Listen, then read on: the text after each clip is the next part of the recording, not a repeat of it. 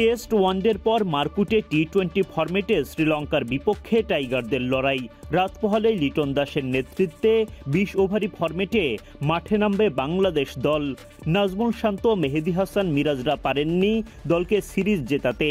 লিটনের কাঁধে এখন টি-20-র নতুন দায়িত্ব। দলে যুক্ত হবেন বেশ কয়েকজন তারকা ক্রিকেটার। লম্বা সময় পর জাতীয় দলে ফেরার অপেক্ষায় pace bowling allrounder Mohammad Saif Uddin. সিরিজের প্রথম টি-20-তে কেমন হচ্ছে বাংলাদেশের সেরা একাদশ, সেটাই দেখে নেওয়া যাক একে একে।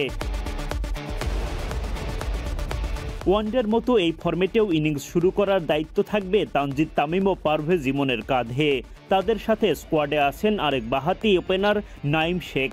তবে সিরিজের প্রথম ম্যাচে তার সুযোগ কম, ফলে দলকে ভালো শুরু এনে দেওয়ার দায়িত্ব তামিম ইমনদের কাঁধে থাকার সম্ভাবনাই বেশি।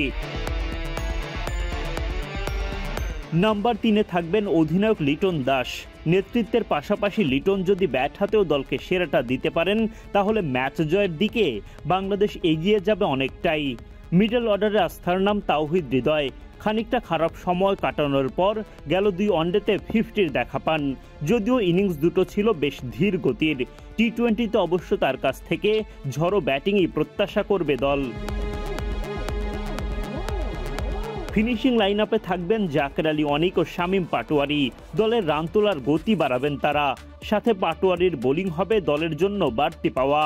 Pace bowling allrounder Mohammad Saifuddin আছেন কামব্যাকের অপেক্ষায়। সাইফুদ্দিন ফিরলে অলরাউন্ডার মেহেদী হাসান মিরাজ কিংবা শেখ মেহেদীর একাদশে জায়গা পাওয়ার সম্ভাবনা কমবে, অথবা পেস লাইন আপ ছোট হবে। বিশেষজ্ঞ স্পিনার হিসেবে দলে জায়গা পেতে লড়াই হবে লেগ স্পিনার রিশাদ হোসেন ও নাসুম আহমেদের মধ্যে। ওয়ার্কলোড বিবেচনায় ম্যাচ খেলার মতো অবস্থায় থাকলে তাসকিন আহমেদ পেস ইউনিটকে নেতৃত্ব দেবেন। তার সঙ্গে থাকবেন বাঁহাতি মুস্তাফিজুর রহমান ও ডানহাতি তানজিম সাকিব। শেষ পর্যন্ত একাদশ যেমনই হোক, টাইগারদের লক্ষ্য থাকবে টেস্ট ও ওয়ানডে সিরিজ হারের ক্ষত কমিয়ে টি-20-র প্রথম ম্যাচে জয় নিশ্চিত করা। পাল্লে কেল্লেতে দুই দলের লড়াই শুরু হবে বৃহস্পতিবার সন্ধ্যা 7:30টায়।